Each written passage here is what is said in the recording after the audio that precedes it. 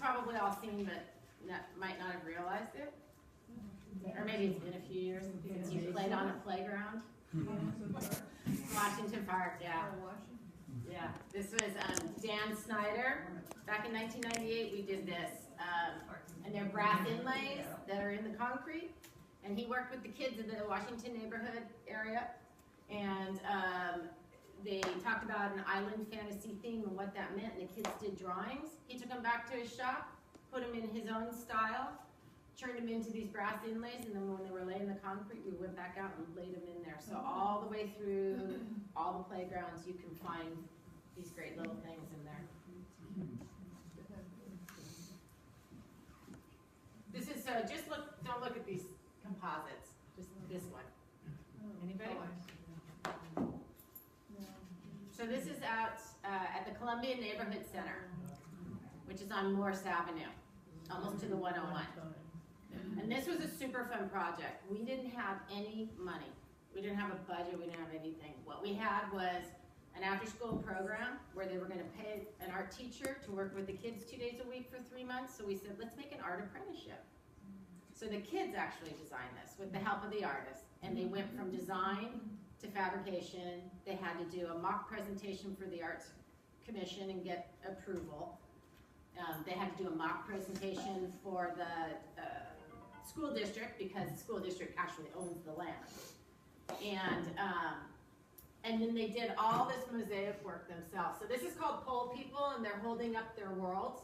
This is their immediate community, which represents Sunnyvale and the CNC in particular, and the academics, recreation, and medical services that they do out at CNC.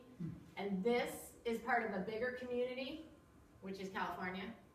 So California Poppy, which is bigger than a part of a larger community, which is the world. And so the kids, this is all mosaic, and they all designed, there were 7 of them, and they designed their own continents. And they had to cut all the glass, and then we had to glue it all down, and it was a huge project, but it was super fun. It was by an artist named Melissa Jennifer in 2006. This is a newer piece. This is our most recent. It was done in 2015. Is that the Goodwill? No, but it's a similar theme. You're right. This is actually Murphy Park on Sunnyvale Avenue. And the artist's name is Peter Hazel. And it's all ceramics. And so the top one is called Arrival, and it narrates the story of Martin Murphy's arrival here in Sunnyvale. The other one is called Influence, and it narrates Martin Murphy's influence here in the valley in terms of agriculture and bringing the railroad in. All of these tiles on the bottom, we did a community workshop, and the kids came in and they were able to glaze them, and then the artist took them back and fired them off, and they marked their initials. So now the kids can go back up and find which ones they did. My girls actually did some, and I take them back there and they go and they look for their initials. I think it's super cool. Where in Murphy Park is it? The one, yeah, the train's right here. Oh, there it is. See, here's the smoke. And then there's the Ohlone Indian huts. And then this is talking about the agriculture and the orchards here in Sunnyvale. Where in Murphy Park is it? It's on the side of the park building. Oh, okay. Yeah. So super bright, super colorful. On the building. And how about this one? Oh, that's the senior center. Senior Center. Yeah, this is an artist named Gordon Huther. It's called Tree of Life. We did it in 2003. And it's laser cut bronze and then patinaed, and behind it is dichroic glass. So as you move through, it changes color a little bit based on the light refracting from which direction to which direction. Okay, well that's it for the quizzing. But I do a couple more, but don't worry, we've got plenty of stuff to hand out. So we've got just a little bit more, and then we'll have some time for questions as well. So if you have any burning questions that we haven't covered yet. You'll definitely have an opportunity to share those and ask those questions. So some of the things that we've got going on now or that are coming up, Kristin had mentioned that we've got our public art, our master plan for public art, which has been exciting. Council had allotted some funds for us to have one, because we've got this public art funds, I guess, pool of funds. It's almost around $300,000, and we don't have any real direction on how to spend it other than it needs to be on public art. So that's interpretive, but it's also, well, is that for maintenance or acquisition or new projects? That stuff we don't have answers for. So we're currently in the term of that process. We're currently interviewing potential firms that could provide this plan for us. They would work with Kristin, myself, and a staff team. They also work with the Arts Commission, and they do a ton of outreach as well to make sure they get public input, including you guys. So there will be some notices too. We hope to do those in the spring.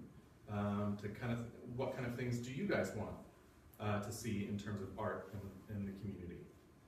So whatever your personal priorities are, or if there's others, you can encourage them to go as well. But we want to make sure all that feedback is implemented in this plan, because that's the whole point of it. We want some direction on how to do this, but also the plan will help set short term, which is probably more, hey, what can we do with this $300,000, but also what should we be doing long term? Should we be banking it more? Should we be looking to get involved in other areas or things that we currently don't have? So we hope to have more information on that to help really guide this plan to serve the people in Sunnyvale for a long time. We hope to have the plan completed by this fall, so we really want to try to fast track it as much as we can. We'll make sure that you guys definitely get more updates as that process goes along. But that's going to be huge and helpful. It's going to be a fun, engaging process, especially when we've had that plan in place this fall, hopefully. Then we've got a green light to start working to figure out how we can spend that money out in the community. Let's see. Some of the other things, when you ask like what might be included in the plan, we have some ideas through either Kristin's experience and knowledge in the industry, but also through other cities locally and nationwide that have done similar master plans. And so that's who we're looking for also in our consultant, is somebody that's got that experience but can also draw from what has been successful in other places. So that way when they're doing their research and their outreach with community, the community here, hopefully they can align it to other best practices or ideas or suggestions that go along with that too. One of the things that you guys know is, it's come up here tonight, well, where is that? And where is that? And you might even be asking, how can I find that software? Is there an online category? Or can we do a biking tour? So the answer is yes and no, and kind of. So that's one of the things that we're gonna have. So some of you guys may have heard of Leadership Sunnyvale. It's a leadership development program in the city. It's an annual thing, and they have like a graduating class every year. I'm actually participating this year. But we're all split into groups. There's a group that I'm not affiliated with directly in terms of Leadership Sunnyvale, but they've taken on as their project, they basically need to do something that benefits the community or benefits Sunnyvale. And they said, they found on our website that we're missing a public art map, or at least an interactive map even now, with handheld devices. So if I'm standing on a public art piece, I would like to be able to look at it and be like, oh, that's what I'm looking at. So they on their own have taken that project on, and they've done a lot of legwork. So even though my Leadership Sunnyvale hat is not a part of that, my professional, I work for the city of Sunnyvale, I work directly with Kristin and myself to do that. But that's one that they're working on, that we hope to get a more interactive feature, but that's long coming. Our commissioners, we got Bob Lawson here, by the way.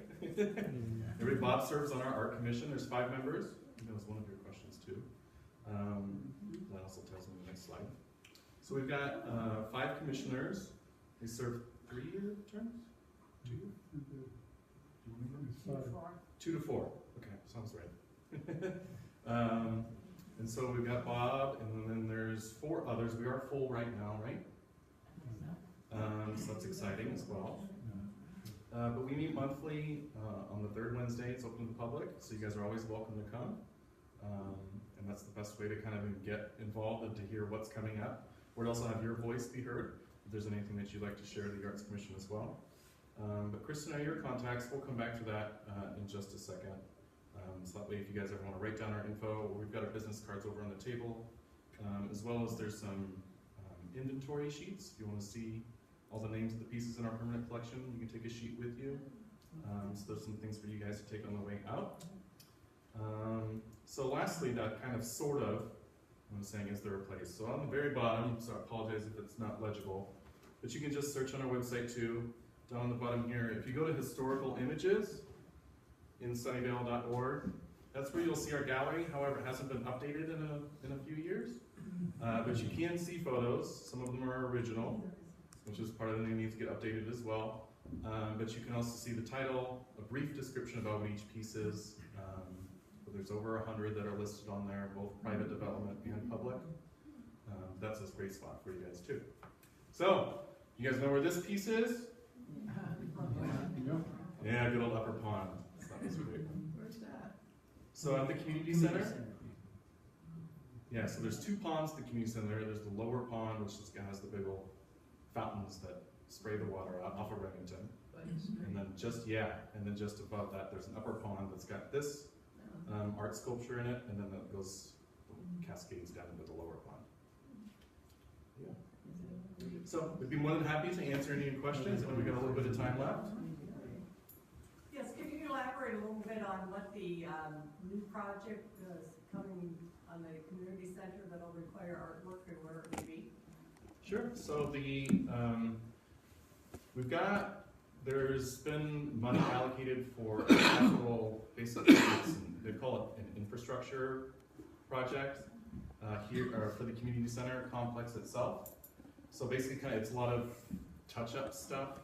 I think the project itself is around $3.5 million. And not all of that is eligible for the 1%, but you can think, it'll be around 30,000 in theory. Fingers crossed. Yeah. So basically, if that project continues to move forward, it's actually currently going out to bid. But that project would take about a year, and somewhere in the course of that year, those funds would be identified, and we would go down the public places project from there. But basically, what the project itself is, it's redoing floors, upgrading some roofs, some HVAC stuff, heating and air conditioning. So there's nothing fun, nothing exciting. ADA. Yeah, some ADA improvements. So the public art will be over on the main complex with all the different community center buildings? Most likely, that'll be determined as we get into this. Once we're a little farther into the project and we have a budget set, then we'll convene an art committee basically to help determine possible locations and possible types of artwork, and then we would put out an request for qualifications from there to try and find artists. But at this point, it's still really unknown. We just know that it's gonna happen. Will there be art required for the new maintenance shed and Let's hope so. That I don't know. Well, we try. Yeah, it will totally and completely depend. A lot of the public works type stuff doesn't, underground stuff, lighting, that type of things, piping, water pipes, that doesn't trigger it. It's more buildings. So, but we'll work on Jim. Yes, all we need is a roof and some sides. We have the artifact to go against the building. Yes, you do. Yes, you do. I mean, when they put in the ark over here, the art. the earthquake preparedness. Yep. Oh yeah. I think Noah's Ark should be painted on. Yes. Well, we actually have had this conversation. I've had this conversation with, not the Ark in particular, Noah's Ark, but we had the conversation with Jim Stark, and we were like gonna offer it up for hands on the arks next year and have the kids paint it, but it's county property, so. It's a great canvas, I know. So we never know, we might broach that subject at some point, but there's a lot of people who are like, don't go there. Okay, so what responsibility does the private company have to maintain their artwork? They have to maintain it. Okay. Yeah, otherwise we can cite them as a public nuisance. Okay. Especially if Are they working it's- on the one on Matilda? Which one's that? The red ribbon one? So the red ribbon one is only 2/3 installed. There's another portion that's coming for the middle. Okay. But the one on the far end has some patches of red. Yeah, the birds. Yeah. The birds came to visit. Yeah. They like to perch, and sometimes their rear ends are street facing. And So this isn't unusual for public art, that the artist has to come back and figure out a way to keep the birds off the sculpture. Yeah, so they are still working on that. There is a third portion. They're currently waiting for a large enough window It's of actually dry weather. being installed right now, Are they on site this week? this week. See, you know more than I do, because I talked to him last week and he said, oh, we're waiting for clear weather to get the footings in, so, because it's quite a process. Those things are super heavy. They're massive. What happens when the properties are sold, or a company sells it or leases it to somebody else? Basically selling it to someone else. Does a new owner have to, Yes. take care of it? The requirement lies with the land. So if they sell the land and take the artwork with them, the new landowner is obligated to replace it. We've only had that happen one time. Most of the time they leave the artwork there. So, but then the new tenants or the new property owners have come to me and said, we don't like this thing. We'll donate it to you. And I said, well, that's fine, but then you have to replace it. And they go, oh, no, come to think of it, we really like this thing. So, but the idea is, yes, if they remove the artwork, it does need to be replaced. I have heard that you cannot put artwork in your front yard, is that correct? Not that I'm going to do that, but. Yes and no. I think you can put artwork in your front yard, but depending upon what it is. If it's something that requires a lot of engineering and footings and things like that, then it has to go through the building permit process. Okay, thank you. I'm not an expert on that. If you contact the building department, they can give you more. Because I've had people ask me that before, and I always go, well, what are you trying to put in, you know, and how big is it? But yeah, if it's larger, then you're gonna be required to do it. Pink flamingo, you just stick it in the. That you can try to get away with. You don't need an engineer for that, I don't think. That should need payment. Yeah. Anybody else? Yes, is there a binder, with all the pictures of artwork in Sunnyvale with a little bit of description? Yes and no. That's what we were trying to say before. And the website has been a struggle through the years. So Janine actually has this great book over here that has a lot of, some of the pieces that we showed tonight and some that do not. This actually belongs to the museum. I didn't know it existed until just recently. Janine's been holding out on me. But we also have, but these are the listings. So it doesn't have the pictures. You can go to the website. Can you flip one more for me? Historic Images in Sunnyvale.org has all of many of them that you will have seen that are duplicates from here at the museum. But then also we've included, that was the one place we could get the public art included. But as Trenton mentioned, we have not, it needs to be updated. We've had so many new pieces that have gone in through the last couple of years and we haven't been able to keep up with it. So, but in the meantime, this is a listing of all the art and private development. And this is a listing of all of the permanent collection here in the city. So, Because it would be really nice if there was a place where people could go publicly, like even here. a We had a website binder. Or a gallery. or a gallery.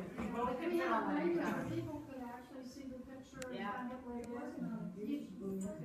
I we agree 100%. We've been working on it, and now that the city is redoing the website, we're getting this much closer to being able to have our own page to Because do then a you map. have a Yeah. lot more people interested in seeing a lot of these things that nobody's seen. Yeah. Yeah. Okay. One more. Two more. So how, Three more. Go ahead. how would you characterize the overall goal of the art program? Is it to provide joy, to provide beauty, to challenge, to educate? What is the goal, do you think? All of that.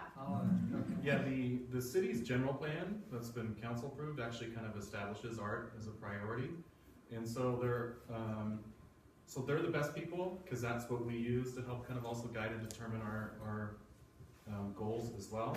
But overall, it's just to be honest, it's the generic kind of, we want to be able to art to be able to represent the community, provide culture, space for people. Identity. Yeah, identity. Mm-hmm. All that stuff. And just to give back to the community because of all this building, takes away a certain aesthetic. So in theory, the artwork should be putting a little bit of that back into the community. And just to give everybody something to argue about, right? Because for everybody that likes something that goes in, somebody else doesn't. I understand. Do you have any outreach to the schools through their art programs, the students? We do, and we try, whenever we're doing public art projects, we try to include students and the general community as much as possible, but a lot of it depends on funding and what we've got. But we have good relationships with the schools, yeah. Do you want to add to that? Are there items in the permanent collection that are not on display but stored in a warehouse somewhere waiting because you hate them or something? Well, I wouldn't say I hate them. There are a couple of pieces that are in art storage now. They're very small, two-dimensional works that we're still trying to find homes for. So generally everything's on display somewhere. Pretty much. I think there are 4 pieces that are in art storage right now because I just don't have a wall for them. And a lot of that is, we have to put it someplace where it's going to be safe. And so oftentimes there's not that many places. And in someplace that it makes sense and looks good too. Yeah. Maybe just a couple words on what happens when land use changes and where the artwork goes. Be the recipient of one. Since you're the recipient of a big piece. Well, we have a good place for it. Yeah. But I have my own vision of this entire site, and of course that includes artwork and benches and walking paths and et cetera through the orchard so people can actually utilize what is the city park on it. I just think it's something that should be a possibility. Yeah, well, so what, That artwork can go somewhere, that the public can walk up to it, touch it, see it, Do take all a that picture stuff. on it, sit on it. yeah, what Laura's alluding to is we've been working on a little project off to the side where there was one of the very first art and private development statues ever put in under the ordinance was by an artist named Lorraine Vale. And it was out at the AMD site, and the piece itself tells the story of the history of AMD. It was very site-specific. AMD left that property years ago. Spansion was in there. They did not upkeep the artwork at all. Then when the price of metal went crazy, crooks were out there taking pieces off and kind of destroying it. But the piece was kind of dilapidated. Anyway, they've rezoned the property now, and it's going to become residential. The new landowners don't want the piece, so they contacted me and said, do you want to, can we donate it to the city? And I said, well, it needs a lot of work to get it back up to a point where the city could take it on. So I talked to Laura about it, and she said, yeah, that sounds great, let's go look at it. So we went and looked at it, and now we're looking for a place for it. The developer was nice enough to take it, and it's in storage for the time being. But there's a lot of issues and a lot of details that we still have to work out before we can actually get it installed, because we're installing on city property. Although it's going to be owned by the Historical Museum because they've accepted the donation. So we're working it out, but hopefully you're going to get a cool piece of Look, it's the history historic. of the chip. It's the history of the chip from History, whether it's AMD. new or it's really old. Yeah, it's a really interesting story when you read the brochure. So we have to revive the brochure though to go with it. Yeah, but it's a cool piece. So we're trying to save it. All right, there's no more questions, thank you.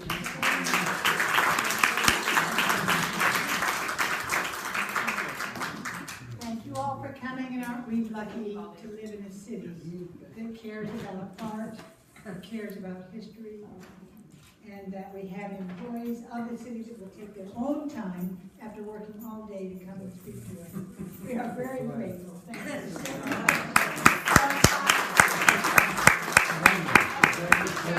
Please stay, we have refreshments in the back, enjoy the exhibit room is open.